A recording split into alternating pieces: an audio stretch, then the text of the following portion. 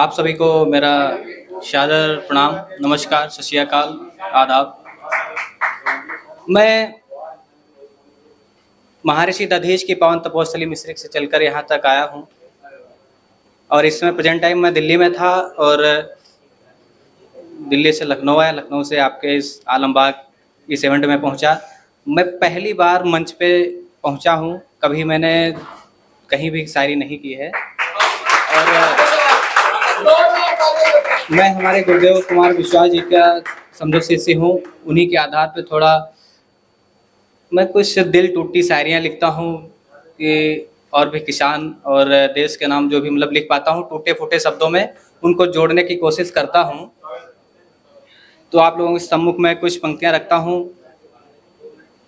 उसमें अगर कोई भी गलती हो तो आप लोग बताइएगा मुझे। सबसे पहले मैं आपको सुनाऊंगा, हमारे भारत माँ के रखवाले जो हैं कि जो फौजी होता है ना, फौजी बहुत ही एक ऐसा महान लाडला होता है, माँ का बेटा होता है कि घर छोड़कर जब जाता है ना तो बच्चे माँ जो भी होते सब रोते हैं कि बेटा मेरा जा रहा है, लेकिन वो दुखी के नहीं, खुशी के आंसू हैं कि बॉर्डर पे जाएगा, सेवा करेगा हमारी भारत माँ के। हमारे जो देश के अंदर लोग रुकते हैं उनके लिए रातों रात जगेगा बर्फ में, अब क्या गर्मी होगी, क्या बरसात होगी, क्या ठंडी होगी। तो उसी पे मैं लिख रहा हूँ कुछ कि ये जो प्रहरी सीमा पर हैं, ये जो प्रहरी सीमा पर हैं, इनका क्या है हाल। और माँ पत्नी घर बच्चे छोड़े, कि माँ पत्नी घर बच्चे छोड़े, ऐसे हैं मेरी माँ के लाल। भारत माँ की रखवाली में, अरे भारत माँ की रखवाली में अपनी जान न्यौछावर करते, भारत माँ की कोख से जन्मे ऐसे लाल नहीं डरते। और वह हमेशा हर मौसम में माँ की सेवा निज करते, कि वह हमेशा हर मौसम में माँ की सेवा निज करते। आंधी हो तूफान भले, आंधी हो तूफान भले, भारत के फौजी नहीं डरते।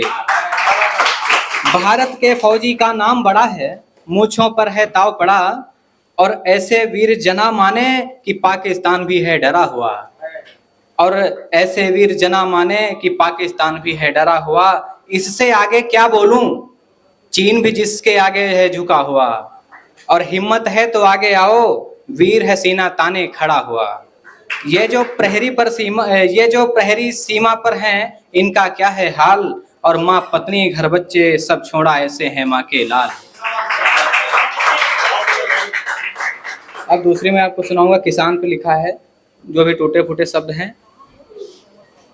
लिखा है कि अभी बारिश हो रही थी, ओले गिर रहे थे, फसल जो थी वो नुकसान हो रहा था, गेहूं की फसल थी और किसान का बुरा हाल हो गया कि मतलब कैसी स्थिति हुई। अब उनके पास कोई कर्ज लिए है, किसी की बेटी की शादी करनी है, तो उसके आधार पर मैंने कोशिश की लिखने की।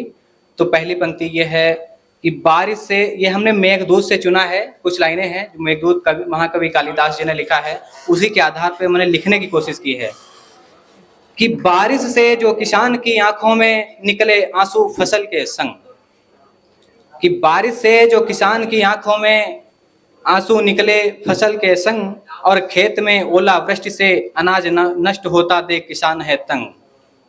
हवा के साथ में बादल बरसे, कि हवा के साथ में बादल बरसे, किसान बेटी कैसे ब्याहेगा। बारिश में ओले गिरते, किसान बेटी के हाथ में मेहंदी कैसे रचाएगा। बारिश और इन ओलों से ये जो फसल नष्ट हो जाएगी, कि बारिश और इन ओलों से ये जो फसल नष्ट हो जाएगी, किसान कितना रोएगा और जिंदगी कैसे जी जाएगी। कर्ज भी उसको देना है, कि कर्ज भी उसको देना है और बेटी की शादी भी रचानी है।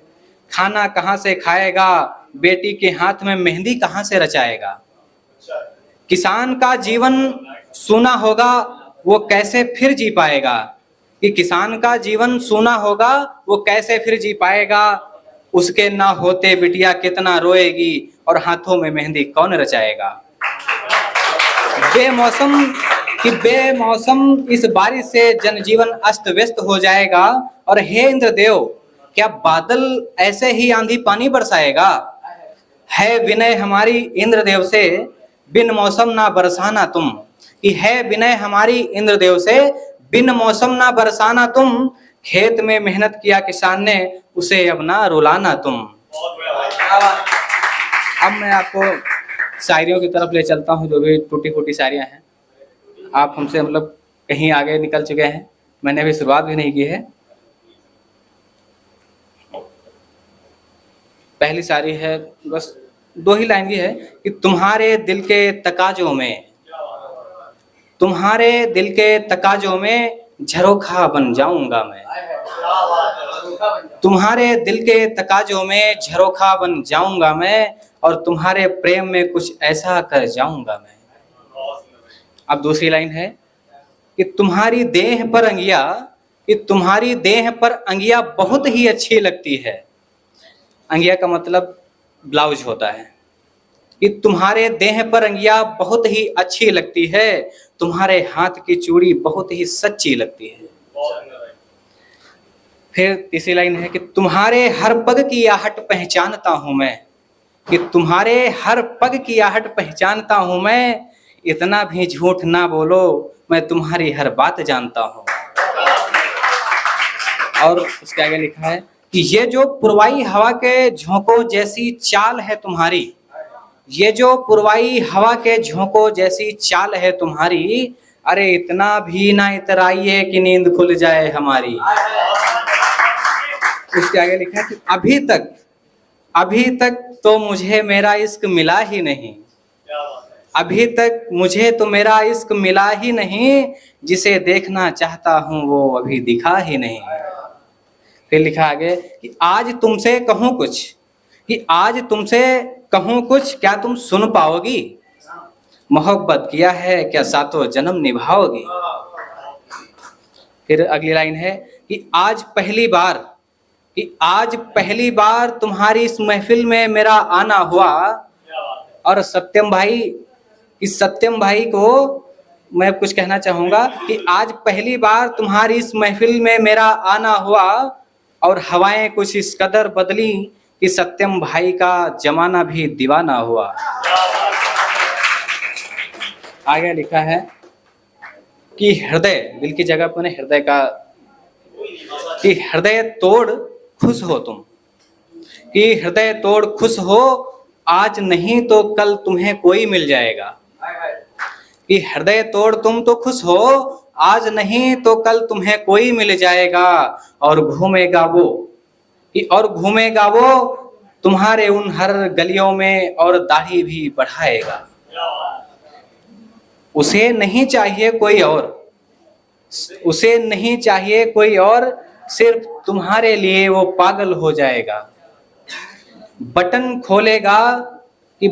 खोलेगा निकालेगी तस्वीर तुम्हारी, फिर उसे निहारेगा, और निहारेगा तस्वीर तुम्हारी, रुक रुक कर देखेगा फिर हाथ फेरेगा।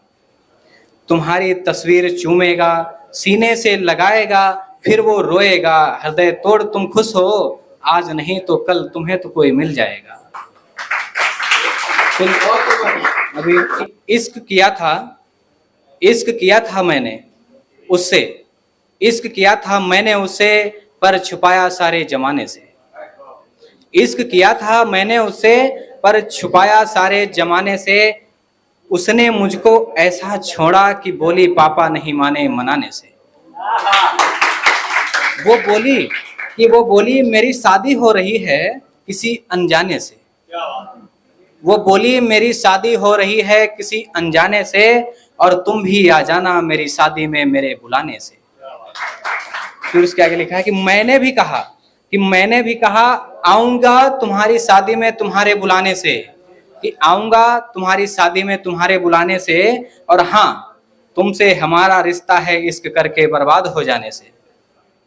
कि हाँ तुमसे हमारा रिश्ता है इश्क करके बर्बाद हो जाने से, पर बर्बाद नहीं होऊंगा तुम्हारे बेवफाई कर जाने से। अब समझ गया कि जिंदगी में इश्क मत करना किसी अनजाने से। थैंक यू आप सभी का।